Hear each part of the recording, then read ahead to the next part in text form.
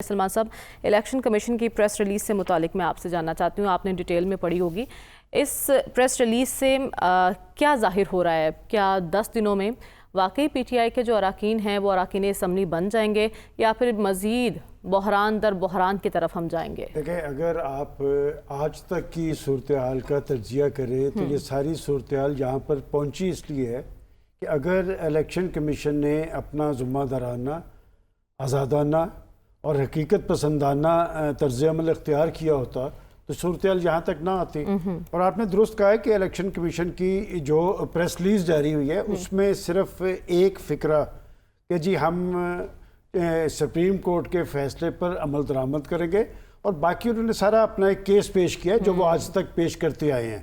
انہوں نے یہ بھی کہا ہے کہ جب ہم نے پارٹی کے انٹرا پارٹی الیکشن کو ٹارگٹ کیا تھا تو وہ ہم نے تسلیم نہیں کیے تھے، اور انہوں نے اس پہ اور زور دیا ہے کہ انہوں نے جس پلیٹ فارم پہ اس کو چیلنج کیا ہے وہاں سے بھی اسی کی تائید ہوئی ہے. باقی انہوں نے پی ٹی آئی پر تنقید بھی کی ہے کہ جو الیکشن کمیشن کے رول پر یا چیف الیکشن کمشنر پر یا ان کے اراکین پر جو انہیں ٹارگٹ کر رہے ہیں اس کا کوئی جواز نہیں. الیکشن کمیشن کیا کرنے کا ارادہ رکھتا ہے ان 10 دنوں میں؟ کیا ہونے والا ہے؟ اگر آپ 13 جولائی کے اخبارات اٹھا کے دیکھیں تو جہاں پر اس فیصلے کا ذکر ہے وہاں پر الیکشن کمیشن کی ریزرویشن کا بھی ذکر ہے. اسی ریزرویشن کو بعد ازاں پاکستان کی جو پولیٹیکل پارٹیز حکمران اتحاد نے بھی اپنایا ہے، اور انہوں نے وہی لائن لی ہے کہ جی جب پی ٹی آئی اس مقدمے میں مدعی نہیں تھی، ان کا وکیل نہیں تھا، ان کا کوئی شخص نہیں تھا، کہ فیصلہ جو تھا جس مقصد کے لیے سنی اتحاد کونسل وہاں گئی تھی انہوں نے جو پرے کی تھی وہ تو مسترد ہو گئی، سارا ان کے کھاتے میں ڈال دیا گیا ہے، اور یہ معاملہ بھی وہاں تک کھڑا ہے. معاملہ اور زیادہ گمبھیر ہو رہا ہے، معاملات سیٹل نہیں ہو رہا ہے. اور ایک جو نئی صف بندی دیکھنے میں آ رہی ہے ماضی کے اندر،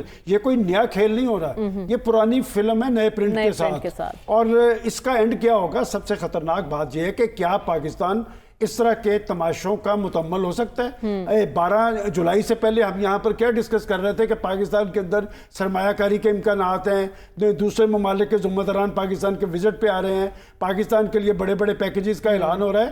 آج وہ ساری چیزیں پیچھے چلی گئی ہیں اور یہ وہی سلسلہ شروع ہو گیا جو ماضی کے اندر شروع ہوتا رہا ہے. لیکن اس دفعہ دلچسپ بات یہ ہے کہ اب حکومت اور اسٹیبلشمنٹ ایک پیج پہ ہے اور وہ کوئی پیچھے ہٹنے کے لیے تیار نہیں. اور میں آپ کو آج ایک اور فورسی کر دوں کہ آپ کو یاد ہوگا میں نے بہت پہلے اسی اپنے پلیٹ فارم سے کہا تھا کہ پاکستان کے بڑے سیاسی فیصلے بھی پاکستان کی کورٹ میں ہوں گے.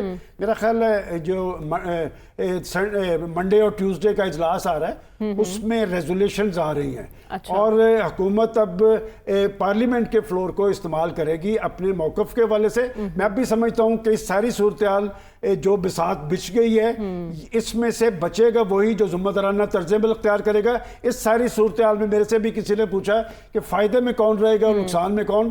نقصان میں پاکستان ہوگا، پاکستان کی معیشت ہوگی، پاکستان کے لوگ ہوں گے. لیکن کوئی بھی نوشتہ دیوار پڑھنے کے لیے جیسا کہ آپ کہہ رہے سارے فیصلے عدالتوں میں ہونے ہیں، لیکن عدالتی فیصلوں کو متنازع بنایا جا رہا ہے.